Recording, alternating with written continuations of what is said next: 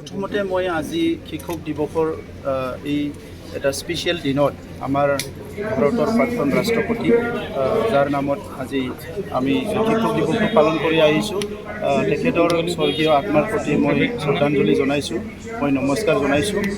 আৰু ইয়াৰ লগতে আমাৰ ভাৰতবৰ্ষৰ অসমৰ আৰু বড়োলেণ্ডৰ সকলো শিক্ষাগুৰুলৈ মই আজি মোৰ হৃদয়ৰ পৰা মই তেখেতসকলক নমস্কাৰ জনাইছোঁ। কাৰণ আজি আমি যদি এটা ভাল সমাজ পাবলৈ সক্ষম হৈছোঁ, আমাৰ দেশখন যদি আগুৱাই গৈছে, আমাৰ ৰাজ্যখন আমাৰ অঞ্চলখন যদি আগুৱাই গৈছে আমাৰ শিক্ষাগুৰুসকলৰ কাৰণে। কিন্তু সেই শিক্ষাগুৰুসকলে নিজৰ ব্যক্তিগত জীৱনত বা সামাজিক জীৱনবিলাকত বহুত কষ্ট কৰিব লগা হৈছে। মই তেখেতসকলৰ যিটো সেই সংগ্ৰাম বা সেই অৱদান, ইয়াৰ কাৰণে তেখেতসকলক চেলুট কৰোঁ। আৰু শিক্ষকসকলক ঈশ্বৰে সদায় ভালে ৰাখক, মই সেইটোকে প্ৰাৰ্থনা কৰিছোঁ।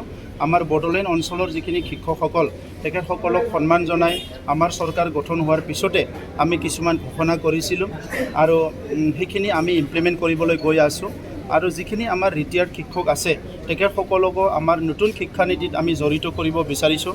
কাৰণ তেখেতসকলৰ যিটো 30-40 বছৰৰ অনুভূতি, যিটো তেখেতসকলৰ এক্সপিৰিয়েঞ্চ, সেইটো আমাৰ নতুন শিক্ষানীতি গঠন কৰাত সহায় কৰিব। আৰু সেইকাৰণে মই আজি তেখেতসকলকো আহ্বান কৰিছোঁ যে তেখেতসকলে আমাক সহায় কৰে। বড়োলেণ্ডত নতুন চৰকাৰ অহাৰ পিছত আমাৰ ইএমসকল আমি সকলোৱে বহি যে প্ৰায়ৰিটিত আমি শিক্ষাটো কেনেকৈ আগুৱাই লৈ যাব পাৰোঁ। কাৰণ আমি জানো যে শিক্ষাটো যদি ঠিক কৰিব পৰা যায়, সেইটো বহুত সমস্যাৰ একবাৰতে সমাধান ওলায়। তো সেইকাৰণে বহুত সমস্যাৰ সমাধানটো হ'ল গুণগত শিক্ষা।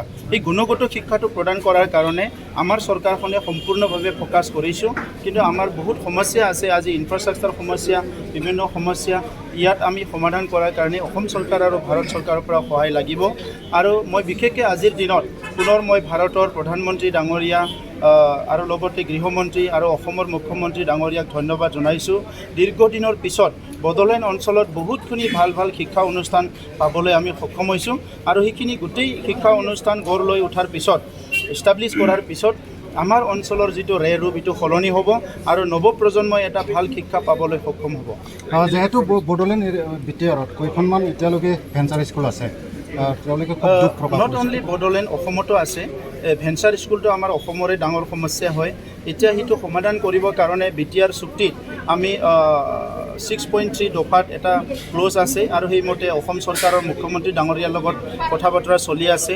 আৰু তেখেতে আমাক সম্পূৰ্ণভাৱে আশ্বাস দিছে, যিহেতু এই অঞ্চলৰ স্কুলবিলাক বহুত পিছতে স্থাপন কৰা বা ট্ৰাইবেল এৰিয়াৰ স্কুলবিলাক বহুত পিছতে